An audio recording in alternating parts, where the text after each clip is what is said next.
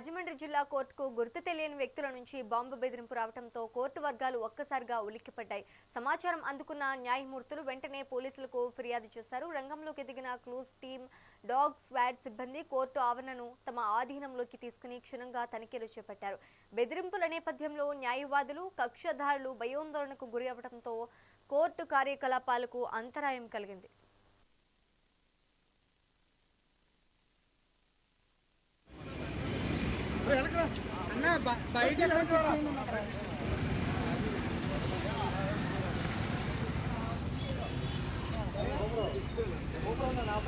అదే చెక్ చేయండి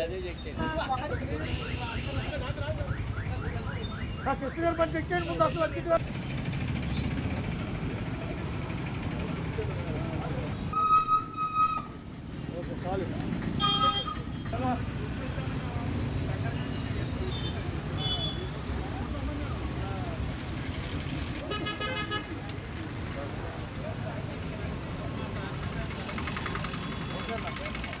అంటే ఎండలో చేద్దాం అలా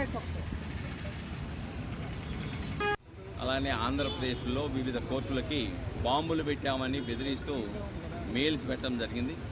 ఆ మెయిల్స్ ప్రాతిపదికగా రాజమండ్రి జిల్లా కోర్టు నుంచి కూడా ఎస్పీకి సమాచారం అందజేయడం, వెంటనే వాళ్ళు డాగ్ స్క్వాడ్, మెటల్ డిటెక్టర్లతో వచ్చేసి కోర్టుల్ని, ఆఫీసుల్ని మొత్తం పర్యవేక్షించారు.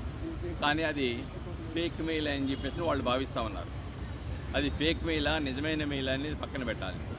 తప్పనిసరిగా దీని మీద ఎవరు, ఎక్కడి నుంచి ఆ మెయిల్ వచ్చింది, ఎవరు చేశారనేది దాని మీద విచారణ సైబర్ క్రైమ్స్ వాళ్ళు జరపాలి, వాళ్ళని పట్టుకోవాలి. ఇటువంటి పునరావృతం కాకుండా చూడాలి. రెండోది ఏంటంటే కోర్టు ప్రాంగణాల్లో సీసీ కెమెరాలు పెట్టాలి, పోలీస్ సిబ్బంది సంఖ్య పెరగాలి.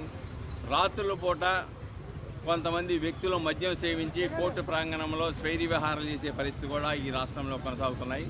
కాబట్టి రాత్రుల పూట ఎవరు రాకుండా పోలీస్ సిబ్బందిని పెంచవలసిన ఆవశ్యకత ఉన్నది.